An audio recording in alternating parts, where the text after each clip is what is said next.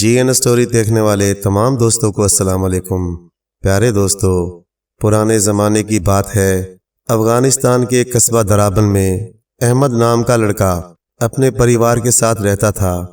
یہ لوگ زیادہ امیر کبیر تو نہیں تھے، لیکن اس علاقے میں بڑی عزت کی نگاہ سے دیکھے جاتے تھے۔ ان کے پاس کچھ بکریاں اور بھیڑیں تھیں، انہی کی آمدن سے ان کا گھر کا خرچ چلتا تھا۔ احمد بہت ہی نیک اور اپنے والدین کا فرما بردار بیٹا تھا۔ وہ ہر روز اپنی بھیڑوں کو چرانے گھر سے دور لے جاتا اور شام کو واپس گھر لوٹتا۔ اسی طرح دن کٹ رہے تھے۔ ایک روز احمد کسی پہاڑی پر بھیڑ چرا رہا تھا کہ اچانک 40 فقیر اس کے سامنے آ کر کھڑے ہو گئے۔ احمد ایک دیندار گھر کا نیک لڑکا تھا۔ وہ فقیر کے لباس اور چہرے کے نور سے سمجھ گیا کہ یہ عام لوگ نہیں ہیں بلکہ خدا کے نیک بندے ہیں۔ اس نے آگے بڑھ کر فقیروں کو سلام کیا۔ فقیروں نے سلام کا جواب دیتے ہوئے احمد سے کہا، بیٹے ہم لوگ بھوکے ہیں، کیا تمہارے پاس کوئی بھیڑ یا بکری ایسی نہیں جو تم ہمیں دے دو اور ہم اسے کھا کر اپنی بھوک مٹا سکیں؟ احمد نے ان لوگوں سے مخاطب ہوتے ہوئے کہا، ان تمام بھیڑوں میں میری ملکیت ایک ہی بکری ہے جو میرے والد صاحب نے مجھے دے رکھی ہے، یہی آپ لے سکتے ہیں۔ پھر احمد نے اپنی بکری کو پکڑ کر فقیروں کے حوالے کر دیا اور بھیڑیں چرانے لگ گیا۔ تھوڑی دوری پر کچھ دوسرے لڑکے بھی اپنی بھیڑ بکریاں چرا رہے تھے۔ وہ دور سے یہ سبھی منظر دیکھ رہے تھے۔ انہیں ڈر تھا کہ کہیں یہ فقیر لوگ ان سے بھی کوئی بھیڑ بکری نہ مانگ لیں۔ اسی خوف سے وہ ایک درخت کے پیچھے چھپ گئے۔ فقیروں نے احمد کی بکری کو ذبح کیا اور اس کا گوشت بھون کر کھا لیا، مگر اس بکری کو کھانے کے بعد بھی ان کی بھوک نہیں مٹی۔ اس کے بعد انہوں نے احمد سے ایک بھیڑ اور مانگی۔ احمد نے فقیروں کو ٹالنے کے لیے کئی بہانے بنائے، مگر ان کے آگے احمد کی ایک نہ چلی اور آخر اسے ایک بھیڑ اور دینا پڑی۔ فقیروں نے بھیڑ کو بھی بکری کی طرح ذبح کیا اور بھون کر کھا لیا، لیکن ان کی فرمائش ابھی بھی ختم نہیں ہوئی تھی۔ انہوں نے احمد سے اور بھیڑ مانگنا شروع کر دی۔ احمد نے بہت بہانے بنائے، مگر فقیروں کے آگے اس کی ایک نہ چلی۔ دیکھتے ہی دیکھتے وہ لوگ احمد کی سبھی بھیڑیں اور بکریاں کھا گئے۔ دوسرے لڑکے جو درختوں کے پیچھے چھپے بیٹھے تھے، یہ سب دیکھ کر وہاں سے بھاگ گئے اور سیدھے احمد کے گھر پہنچے اور احمد کے والد کو سارا قصہ سنا دیا۔ احمد کا باپ سنتے ہی آگ بگولا ہو گیا اور ہاتھ میں ایک لٹھ لے کر غصے میں اس پہاڑی کی طرف دوڑ پڑا جہاں احمد بھیڑیں چرانے گیا تھا۔ پہاڑی پر کھڑے احمد نے جیسے ہی اپنے باپ کو غصے کی حالت میں اپنی جانب آتے دیکھا، اس کے چہرے کا رنگ اڑ گیا۔ وہ سمجھ گیا کہ آج اس کی خیر نہیں۔ ڈر کے مارے اس کا دل بیٹھا جا رہا تھا۔ اس نے گھبراتے ہوئے فقیروں سے کہا، مہربانی کر کے آپ یہاں سے چلے جائیں، میرا باپ بہت غصے میں اس طرف آ رہا ہے۔ شاید اسے معلوم ہو گیا ہے کہ آپ لوگوں نے میری بھیڑیں ذبح کر کے کھا لی ہیں، اس لیے مجھے ڈر ہے کہیں وہ غصے سے کوئی ایسے الفاظ نہ کہہ دے جو آپ کی شایانہ شان نہ ہوں۔ یہ سنتے ہی فقیروں کی جماعت میں سے ایک بزرگ نے آگے بڑھ کر اپنا چوگا اتار کر احمد کو پہناتے ہوئے اپنا عصا اس کے ہاتھ میں دے دیا اور کہنے لگا، جاؤ اس لاٹھی کو اس ڈھیر پر مارو جہاں بھیڑوں کی کھالیں اور ہڈیاں وغیرہ پڑی ہیں، اور کہو اللہ کے حکم سے زندہ ہو جاؤ۔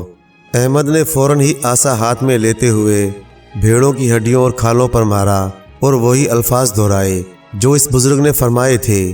عصا مارتے ہی سبھی بھیڑیں زندہ ہو گئیں اور اپنی پہلی حالت کی طرح بھاگنے لگیں۔ اتنے میں احمد کا باپ بھی پہنچ گیا۔ جب اس نے دیکھا کہ سبھی بھیڑیں صحیح سلامت ہیں اور احمد نے ایک چوگا پہن کر عصا ہاتھ میں لے رکھا ہے تو وہ بہت حیران ہوا۔ اس نے لٹھ ایک طرف پھینک دی اور آگے بڑھ کر فقیروں کی جماعت کو سلام کیا۔ سبھی اولیاء اللہ اس کے سلام کا جواب دیتے ہی وہاں سے اٹھ کر چل دیے۔ احمد بھی ان کے ساتھ چلنے لگا۔ تھوڑی دور چلنے کے بعد ان فقیر قلندروں نے فرمایا، تمہارا کام بھیڑ بکریاں چرانا نہیں ہے، بلکہ تمہارا کام تو علم دین سیکھنا ہے اور دوسروں تک پہنچانا ہے۔ تمہیں ملتان جا کر دین اسلام کی مکمل تعلیم حاصل کرنی چاہیے اور پھر اسلامی تعلیمات کو عام لوگوں تک پہنچانا چاہیے۔ فقیروں کی جماعت نے احمد کے حق میں دعائے خیر کی اور دیکھتے ہی دیکھتے نظروں سے غائب ہو گئے۔ احمد کا باپ جو وہاں کھڑا سب دیکھ اور سن رہا تھا، وہ سمجھ گیا کہ اب اسے ان بزرگوں کے مشورے پر اپنے بیٹے کو ملتان عالم دین حاصل کرنے کے لیے بھیج دینا چاہیے۔ کچھ دنوں بعد اس نے احمد کو صوفی سلسلہ سہروردی کے بانی حضرت بہاؤالدین ذکریہ ملتانی کے پاس ملتان بھیج دیا۔ احمد کئی سال تک وہاں رہ کر علم دین حاصل کرتا رہا۔ پھر ایک دن ایسا آیا جب احمد نہ صرف اپنی تعلیم مکمل کر چکا تھا بلکہ حضرت بہاؤالدین ذکریہ ملتانی کے لائق شاگردوں میں شمار ہوتا تھا۔ لوگ اسے شیخ احمد زندہ پیر کے نام سے جاننے لگے تھے۔ شیخ احمد زندہ پیر اپنی تعلیم مکمل کرنے کے بعد جب اپنے گھر واپس چلے گئے، کچھ عرصے بعد ان کی شادی ایک نہایت نیک خاتون سے کر دی گئی۔ شادی کے بعد احمد کی بیوی نے خواب میں دیکھا کہ ان کے گھر ایک شمع جل رہی ہے جس کی روشنی سے ان کا سارا گھر روشن ہو گیا۔ دیکھتے ہی دیکھتے اس شمع کی روشنی ان کے گھر سے نکل کر کسی دوسری جگہ چلی جاتی ہے۔ شیخ احمد کی اہلیہ نے جب اس خواب کی تعبیر کئی بزرگوں سے پوچھی تو پتہ چلا کہ ان کے گھر ایک ایسا نیک بیٹا پیدا ہوگا جو کسی دوسرے ملک میں جا کر اپنا نام روشن کرے گا۔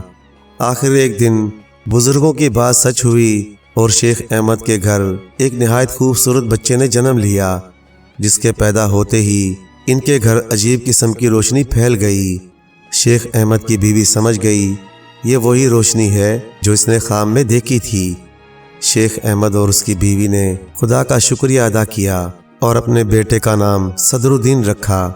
اس کے بعد ان کے یہاں 4 اور لڑکوں نے جنم لیا، مگر صدرالدین سبھی بھائیوں میں سے زیادہ سمجھدار اور فرما بردار تھا۔ والدین بھی اسے ہی سب سے زیادہ پیار کرتے تھے۔ صدرالدین کی ابتدائی تعلیم و تربیت والدین کی رہنمائی میں گھر پر ہی ہوئی۔ چھوٹی عمر میں ہی اس نے روزہ نماز اور ضروری مسائل وغیرہ یاد کر لیے تھے اور ہوش سنبھالتے ہی اس کے دل میں عبادت، شب بیداری اور تلاوت کلام اللہ کا شوق پیدا ہو چکا تھا۔ اس طرح اس نے بچپن ہی میں بہت سارے روحانی کمالات حاصل کر لیے تھے۔ جب والدین کو اپنے بیٹے کی ذہانت، خوبیوں اور صلاحیتوں کا اندازہ ہو گیا تو انہوں نے اسے مزید تعلیم حاصل کرنے کے لیے ملتان میں صوفیاء حضرات کے پاس بھیج دیا، کیونکہ ملتان ان دنوں علم و ادب کا مرکز مانا جاتا تھا۔ اس کے علاوہ صدرالدین کے والد شیخ احمد نے بھی وہیں سے تعلیم حاصل کی تھی۔ وہ یہاں کے بہت سے صوفیاء اور علماء حضرات کو اچھی طرح جانتے تھے۔ ملتان پہنچ کر صدرالدین نے بہت سے کشف و کرامات کے مالک اور بلند پایا دینی عالموں کی صحبت میں رہ کر اسلام کا گہرائی سے مطالعہ کیا اور فیض روحانی حاصل کیے۔ جوان ہونے تک صدرالدین نے کئی بزرگان دین سے علم شریعت اور اس وقت کے مروجہ فنون حاصل کر لیے تھے۔ شدید ریاستوں اور طویل مجاہدوں نے اسے بلند پائے کا عالم بنا دیا تھا۔ جلد ہی اس کے روحانی کمالات کی شہرت دور دور تک پھیل گئی۔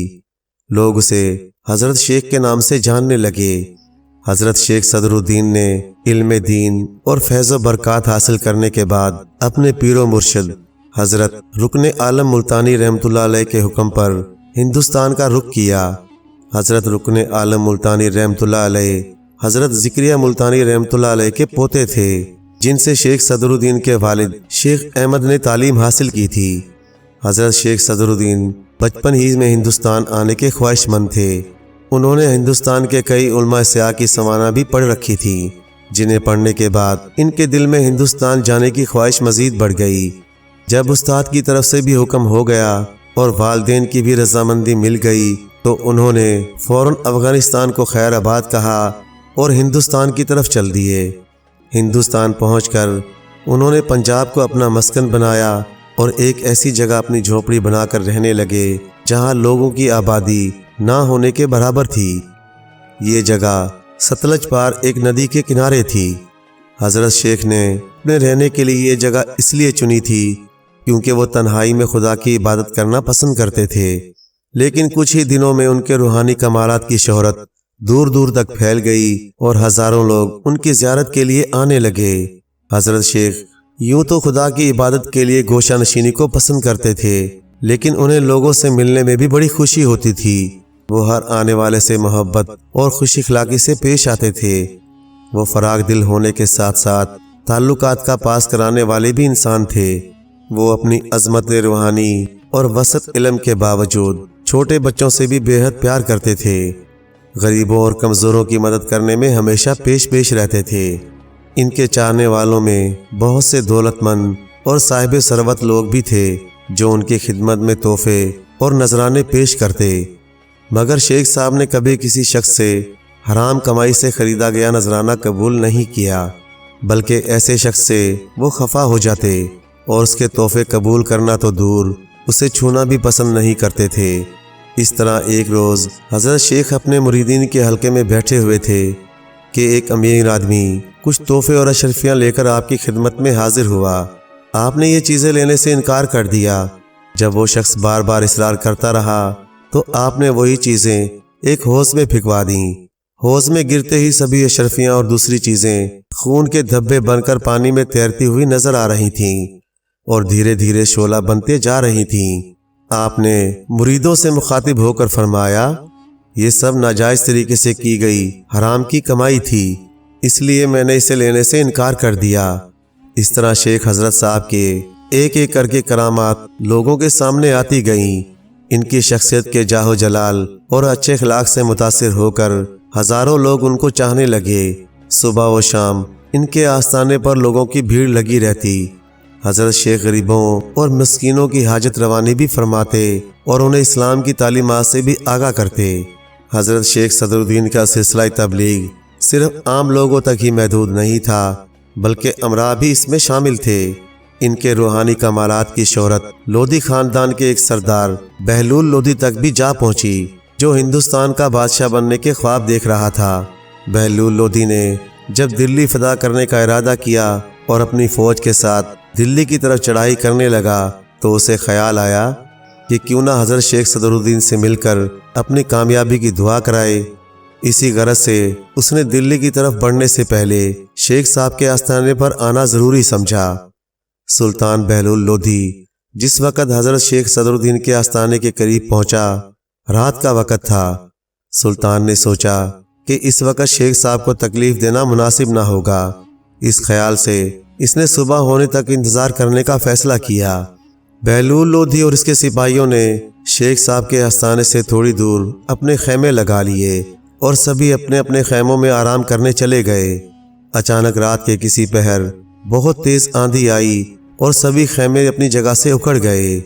طوفان بڑے زوروں پر تھا، ہر طرف بھگدڑ مچی ہوئی تھی، سپاہی ادھر ادھر بھاگ رہے تھے۔ اسی دوران بہلول لودھی کی نظر حضرت شیخ صدر الدین کی جھونپڑی پر پڑی، جو اپنی جگہ صحیح سلامت کھڑی تھی، اور اتنی تیز آندھی کے باوجود بھی اس میں ایک چراغ جل رہا تھا۔ سلطان لودھی یہ دیکھ کر حیران رہ گیا کہ تیز ہوا کے جھونکے چراغ کی لو کو بھی چھو نہیں رہے تھے۔ صبح ہوتے ہی سلطان لودھی نے حضرت شیخ سے ملاقات کی اور بڑی عاجزی سے درخواست کی کہ وہ دلی فتح کرنے جا رہا ہے، اس کے حق میں دعا فرما دیں۔ حضرت شیخ بھی سلطان کی شخصیت سے متاثر ہوئے اور خالق ارض و سما کے آگے ہاتھ پھیلا کر سلطان بہلول لودھی کو ہندوستان فتح کرنے کی دعا دی۔ پروردگار نے اپنے نیک بندے کی دعا کو سن لیا اور جلد ہی سلطان بہلول لودھی کو فتح نصیب ہو گئی۔ اس کامیابی کے بعد سلطان بہلول لودھی کے دل میں شیخ صاحب کی عقیدت اور عزت پہلے سے کہیں زیادہ بڑھ گئی۔ دلی پر حکومت سنبھالنے کے بعد اس نے ایک عمدہ گھوڑا اور زر نقد شیخ صاحب کی خدمت میں بھیجا۔ حضرت شیخ نے گھوڑا لینے کے بعد اسے ذبح کر کے فقیروں کو کھلا دیا اور نقدی غریب لوگوں میں تقسیم کر دی۔ جب اس بات کی خبر بہلول لودھی کو ملی تو اسے بہت افسوس ہوا۔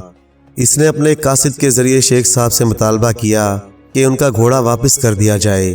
شیخ صاحب نے قاصد کے آگے بہت سے گھوڑے پیش کر دیے اور کہا، ان میں جو بھی تمہارا گھوڑا ہے تم لے جا سکتے ہو۔ سبھی گھوڑے بالکل سلطان کے گھوڑوں جیسے ہی تھے۔ بہت دیر کوشش کرنے کے باوجود قاصد اپنے گھوڑے کی شناخت کرنے میں ناکام رہا۔ آخر شیخ صاحب نے گھوڑوں کی طرف دیکھتے ہوئے آواز دی، شاہی گھوڑا حاضر ہو۔ اسی وقت سبھی گھوڑوں میں سے ایک گھوڑا نکل کر شیخ صاحب کے آگے کھڑا ہو گیا۔ قاصد گھوڑا لے کر چلا گیا۔ اس نے سارا واقعہ بادشاہ کو سنایا۔ بادشاہ بہلول لودھی کو اپنی غلطی کا احساس ہوا تو فوراً شیخ صاحب کے آستانے پر حاضر ہوئے اور اپنی غلطی کی معافی بھی مانگی اور خواہش ظاہر کی کہ وہ اپنی بیٹی شیخ صاحب کے نکاح میں دینا چاہتا ہے، مگر شیخ صاحب راضی نہ ہوئے۔ سلطان اس وقت تک التجا کرتا رہا جب تک کہ حضرت شیخ نہیں مانے۔ سلطان لودھی وہاں سے خوشی خوشی دلی لوٹا اور جلد ہی اپنی بیٹی تاج بیگم کا نکاح حضرت شیخ صدر الدین سے کر دیا۔ سلطان نے بطور نذرانہ شیخ صاحب کو وہ سارا علاقہ دے دیا جہاں وہ قیام کیے ہوئے تھے۔ حضرت شیخ کو دولت اور جاگیر سے کوئی غرض نہ تھی، وہ تو دن رات حاجت مندوں اور بے کسوں کی ضروریات پوری کرنے میں لگے رہتے، ہمیشہ غریبوں اور کمزوروں کی مدد کرتے، ان کے حق میں دعا کرتے، اپنے مردوں اور طلباء کو بھی بڑی عزت دیتے، ہر وقت خدا کے ذکر اور عبادت میں مشغول رہتے۔ کہیں کوئی ظلم زیادتی ہونے کا پتہ چلتا تو فوراً وہاں پہنچتے اور اسے روکنے کی پوری کوشش کرتے۔ جب انہیں اس بات کا علم ہوا کہ راجپوت رائے بہرام بھٹی نام کا ایک حاکم اپنی عوام پر بہت ظلم کرتا ہے تو وہ فوراً اس کے دربار میں پہنچے۔ حضرت شیخ نے نواب رائے بہرام بھٹی کی ریاست میں جا کر دیکھا کہ وہ ایک ظالم حاکم تھا۔ اس کا شوق بے زبان پرندوں کو پنجروں میں بند کر کے ان پر تیل ڈال کر آگ لگانا تھا۔ وہ تڑپ تڑپ کر مرتے پرندوں کو دیکھ کر بہت خوش ہوتا تھا۔ حضرت شیخ سے یہ ظلم برداشت نہ ہو سکا۔ انہوں نے رائے بہرام بھٹی کو بڑی عاجزی اور حلیمی سے سمجھایا اور خدا کے خوف سے ڈرایا۔ حضرت شیخ کا درس تبلیغ دینے کا انداز اس قدر خوبصورت تھا کہ بڑے سے بڑا ظالم بھی اس کا سر لیے بغیر نہیں رہ سکتا تھا۔ انہیں خدا نے بات کرنے کی خاص صلاحیت بخشی تھی۔ حضرت شیخ کا شفقت بھرا انداز نواب بہرام بھٹی کو اس قدر متاثر کر گیا کہ اس نے اسی وقت اپنے گناہوں سے توبہ کر لی۔ اس کے بعد نواب رائے بہرام بھٹی حضرت شیخ صدر الدین کا اتنا عقیدت مند ہو گیا کہ اس نے اپنی بیٹی مرتضیٰ بیگم شیخ صاحب کے نکاح میں دینے کی خواہش ظاہر کی، جسے حضرت شیخ نے قبول کر لیا۔ اس طرح حضرت شیخ کی 2 شادیاں ہوئیں اور دونوں بیویاں شاہی خاندان سے تعلق رکھتی تھیں۔ دونوں شہزادیاں اپنے ساتھ ساتھ بہت سا قیمتی سامان بھی لے کر آئی تھیں، مگر حضرت شیخ کو مال و دولت سے کوئی غرض نہ تھی۔ وہ ہمیشہ اپنے مریدوں اور چاہنے والوں کے ساتھ وقت گزارتے۔ صبح شام ان کے آستانے پر لوگوں کا ہجوم لگا رہتا۔ حضرت شیخ نے کبھی بھی اپنی بیگموں کو اپنی طرح فقیرانہ زندگی گزارنے پر مجبور نہیں کیا۔ وہ جانتے تھے کہ ان کی دونوں بیویاں رئیس گھرانے سے تعلق رکھتی ہیں، ان کی پرورش بڑے لاڈ پیار سے کی گئی ہے۔ اس خیال سے انہوں نے اپنی دونوں بیویوں کے لیے اچھی رہائش کا انتظام کیا۔ انہیں اپنی دونوں بیوی مرتضیٰ بیگم کے لیے اپنے آستانے کے قریب ایک محل بھی بنوایا اور ساتھ ہی ایک مسجد بھی بنوا دی۔ اس کے علاوہ بھی کئی تعمیراتی کام کیے۔ انہوں نے بہت سی جگہ غریب اور بے گھر لوگوں کو مکان بنانے کے لیے دیے تاکہ وہ لوگ اچھی طرح زندگی بسر کر سکیں۔ دھیرے دھیرے حضرت شیخ صدر الدین کے آستانے کے ارد گرد بہت سے لوگ آباد ہونے لگے۔ آستانے کے چاروں طرف رونقیں ہو گئیں۔ شیخ صاحب نے اس علاقے کی ازسر نو بنیاد ڈالی، جو پہلے ایک تباہ شدہ قصبہ تھا اور اسے ملبیر گڑھ کے نام سے جانا جاتا تھا۔ اب اس علاقے کو مالیر نام سے جانا جانے لگا۔ بہت سے تعمیراتی کام کرنے کے بعد حضرت شیخ نے اپنا رہن سہن فقیرانہ ہی رکھا۔ وہ اپنے مشن کو جاری رکھے ہوئے امن و شانتی کے ساتھ پیغام حق لوگوں تک پہنچاتے رہے۔ اس وقت وہ درویشانہ زندگی گزارنے کے ساتھ ساتھ پورے علاقے میں فرما برداری کی ذمہ داری بھی نبھا رہے تھے۔ اسی دوران حضرت شیخ کی پہلی بیوی سے ایک لڑکی حافظہ اور ایک لڑکے حسن کی پیدائش ہوئی۔ کچھ عرصے بعد شیخ صاحب کی دوسری بیوی کے بطن سے 2 لڑکے عیسیٰ اور موسیٰ نے جنم لیا۔ حضرت شیخ نے چاروں بچوں کی پرورش بہت اچھے ڈھنگ سے کی، مگر اولاد کی محبت نے بھی ان کے تبلیغ میں کوئی خلل نہ ڈال سکی۔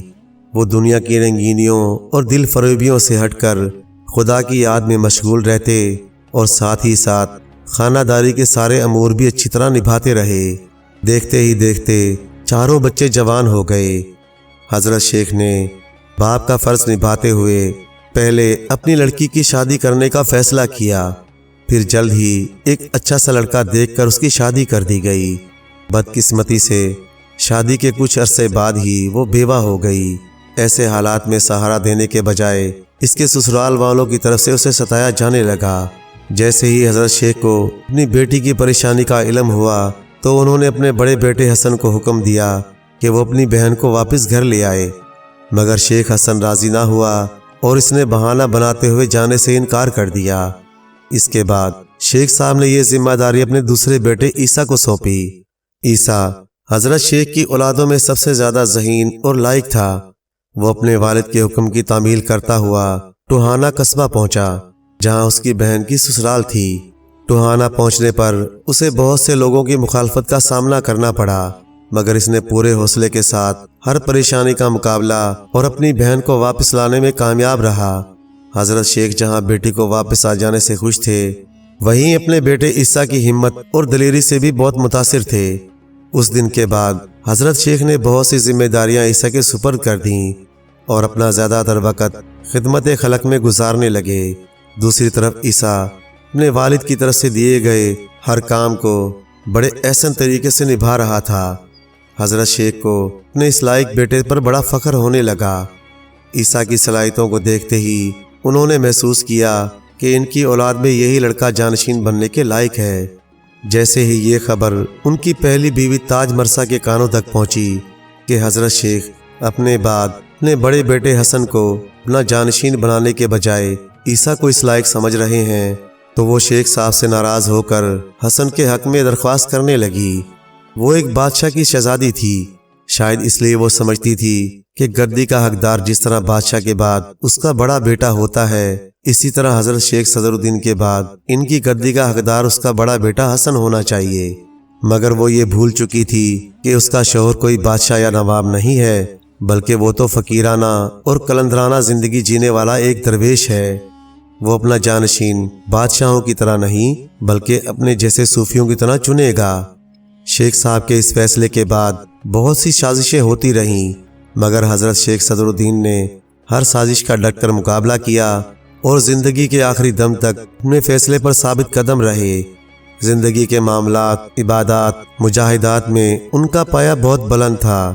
وہ خوب اچھی طرح جانتے تھے کہ کون سا شخص کس کام کے لائق ہے۔ یہ فیصلہ سنانے کے کچھ عرصے بعد ہی ایک روز حضرت شیخ صدر الدین فجر کی نماز ادا کر کے اپنے حجرے میں بیٹھے تھے کہ اچانک ان کی طبیعت ناساز ہو گئی۔ مرید اور خدمتگار انہیں گھر کے اندر لے آئے، مگر حالت بہت بگڑ چکی تھی۔ کچھ ہی دیر میں حضرت شیخ صدر الدین عالم خاک و وبا کو الوداع کہہ کر دنیا سے رخصت ہو گئے۔ مریدوں اور عقیدت بندوں میں رنج و الم کا ایک پہاڑ ٹوٹ پڑا۔ حضرت شیخ کو سپرد خاک کرنے کے بعد ان کی خواہش کے مطابق ان کا فرزند عیسیٰ جانشین بن گیا۔ یہ ذمہ داری سنبھالنے کے بعد عیسیٰ نے اپنے بڑے بھائی حسن کو بھی راضی کر لیا۔ اب حسن نے اپنے والد کے مزار اور اس سے جڑے لوگوں کی خدمت کا کام اپنے ہاتھوں میں لے لیا۔ جہاں شیخ صاحب کی وفات کے بعد بھی ہزاروں عقیدت بندوں کی بھیڑ لگی رہتی ہے۔ حضرت شیخ صدر الدین فقیرانہ اور درویشانہ زندگی گزار کر دنیا سے جا چکے تھے، مگر ان کے چاہنے والوں کو ان کی وفات کے بعد بھی بہت سے روحانی کمالات دکھائی دے رہے تھے۔ جیسے جیسے وقت گزرتا گیا، حضرت شیخ صدر الدین کے روحانی کمالات کی بہت سی نشانیاں دیکھنے کو ملتی رہیں۔ ان کی اولاد میں سے ایک کے بعد ایک جانشین بنتے گئے۔ ان کا بسایا ہوا مالیر نام کا یہ علاقہ دور دور تک پھیل چکا تھا۔ اب اس مالیر کے ساتھ ایک علاقہ کوٹلہ بھی جوڑ دیا گیا تھا۔ پھر ان دونوں قصبوں کو ملا کر ایک مکمل ریاست قائم ہو گئی تھی، جسے مالیر کوٹلہ کا نام دے دیا گیا۔ کسی نے سوچا بھی نہ تھا کہ یہ تباہ شدہ ویران علاقہ ایک دن شیخ صدر الدین سہروردی رحمۃ اللہ علیہ مبارک کے قدم پڑتے ہی اتنا بڑا شہر بن جائے گا اور پنجاب کی تاریخ اور تہذیب میں اہم رول ادا کرے گا۔ پیارے دوستو، کہانی اچھی لگی تو لائک کریں، چینل کو سبسکرائب کر دیں اور مزید اسی طرح کی قصے کہانیاں دیکھنے کے لیے دیکھتے رہیں GN اسٹوری TV۔ شکریہ۔